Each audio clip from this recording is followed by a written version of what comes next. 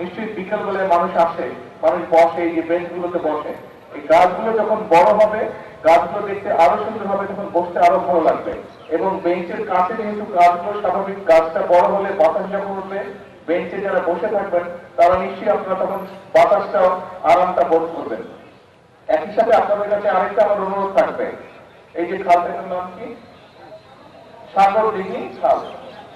সাগরদিঘি খাল, এই খালটা এই এলাকার জন্য নিশ্চয়ই অত্যন্ত গুরুত্বপূর্ণ একটা খাল, সিটি কর্পোরেশনের খাল। এই খালটার যত্ন করাও কিন্তু শুধু সিটি কর্পোরেশন একার দায়িত্ব না।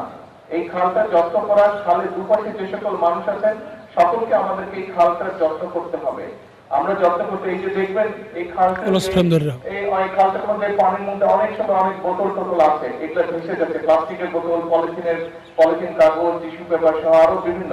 অর্থাৎ আমরা যারা এখানে আসি, পার্কে আসি, হয়তো পানিটা খেলাম, ফেলে দিলাম খালের মধ্যে।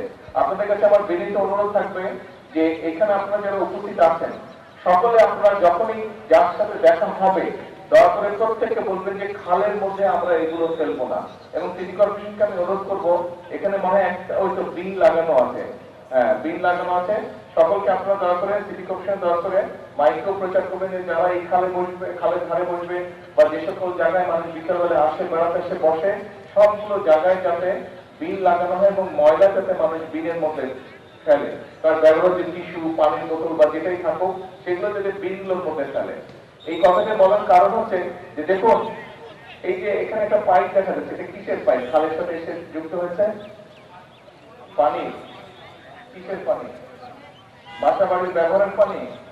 আচ্ছা, বাসা বাড়ির ব্যবহার পানি সিটি কর্পোরেশনের কাছে আমি অনুরোধ করবো যে আপনারা সেটা ড্রেনেজ সিস্টেম করুন, কিন্তু পানি বা সুয়ারেজ লাইনের কানেকশন গুলা খালের মধ্যে না রাখাই ভালো। এইগুলা যত কালে পরিবেশটা নষ্ট হয়ে যায়, এটা দূষিত হয়ে যায়। কাজে আমাদের নিজেদের পরিবেশ আমাদের নিজেদেরকে রক্ষা করতে হবে। আমরা যদি আমাদের নিজের ঘর গুছিয়ে না রাখি তাহলে ঘরটা যেমন ময়লা হয়ে যায়, ঠিক একইভাবে আমরা যদি আমাদের এলাকা, আমাদের এরিয়া, আমাদের পাড়া, আমাদের দেশ যদি আমরা নিজেরা পরিষ্কার না রাখি, নিজেরা যদি পরিবেশের খেয়াল না রাখি, তাহলে ভুক্তভোগী কে হবে?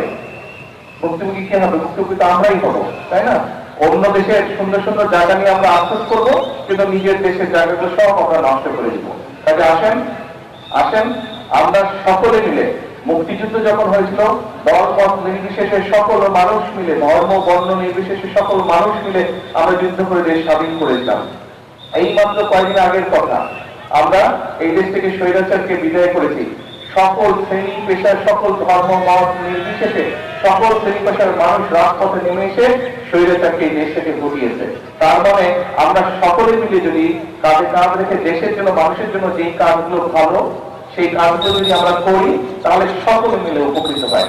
আসুন আজকে বৃক্ষরোপণের দিনে আমরা সকলে মিলে প্রতিশ্রুতিবদ্ধ হই যে আমাদের দেশের পরিবেশ ইনশাআল্লাহ প্রত্যেকে আমাদের যে যার যতটুকু অবস্থান আছে সেখান থেকে আমরা চেষ্টা করব আমরা যেখানে বসবাস করি, আমাদের আশেপাশের এলাকা, আমাদের ঘর বাড়ির আশেপাশের এলাকা, আমাদের অফিস আদালতের আশেপাশের এলাকা, আমাদের স্কুল কলেজের আশেপাশের এলাকা, আমাদের হাসপাতালের আশেপাশের এলাকাগুলো প্রত্যেকে আমরা চেষ্টা করবো পরিবেশটা যাতে নষ্ট না হয়, পরিবেশটা যাতে সুন্দর থাকে, ভালো থাকে, সেটার আমরা চেষ্টা করবো। আজকের এই দিনে এটি হোক আমাদের প্রত্যাশা, এটি হোক আমাদের প্রতিজ্ঞা। সকলের কাছে আবারও সকলের কাছে দোয়া চেয়ে আমার বক্তব্য শেষ করছি। আসসালামু আলাইকুম।